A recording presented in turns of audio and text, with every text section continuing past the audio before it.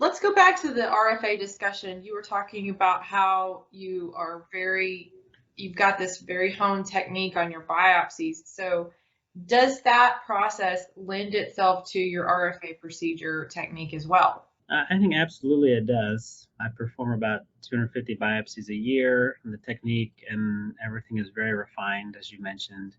And the same nuance that goes into having a good outcome and a painless biopsy and an accurate biopsy is applied to that. And if you think about 250 biopsies a year and each biopsy actually being 4 aspirations, then over 1,000 times a year, I'm passing a needle under guidance into a nodule. There are some situations where the nodule is 5 millimeters, where I have someone with a nodule that we would not typically biopsy, but they also have breast cancer and they are intolerant of tumors anywhere. And then it shows up to be active on the PET scan, and now you have a 5 millimeter thyroid cancer that we find on the biopsy. So there are situations where I'm biopsying something really small, and that same technique is absolutely necessary, I believe, for complete ablation of thyroid nodules too.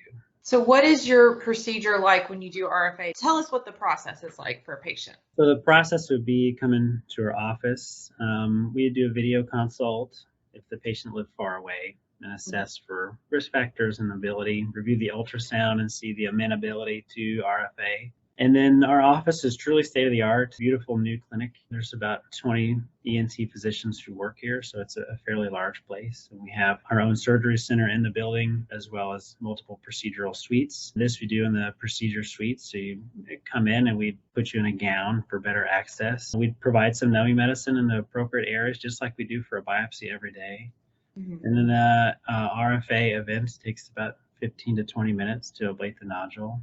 Wow. And then depending on the size, and then patient go home after, and we could do a video follow-up after or in-office follow-up after. What about follow-up ultrasounds? How frequently do those take place after the procedure? So most people do kind of 1, 3, and 6 months in a year, just for judging and determining completeness, monitoring resolution too. I think that will kind of go down as time goes on and more RFAs are being performed. I believe that kind of monitoring scale will become less frequent over time. People like to watch it shrink. So. That's where I was going. Patients absolutely love to see what their results are after their procedure, because they're anxious to see that nodule shrink and go down. And one thing I tell them is, if you're waiting for an ultrasound and you can't wait any longer to see what your results are, take a tape measure and just measure your neck and see if you can see a smaller size in your neck, because that's actually what I experienced.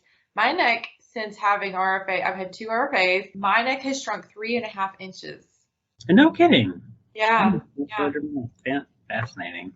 And I've had a weight loss in that time period of since my first RFA to now, but that weight loss only contributed 1/4 of an inch. So incredible. Yeah. Well, how good is that? That's fantastic. Yeah. Yeah, I couldn't be more thrilled.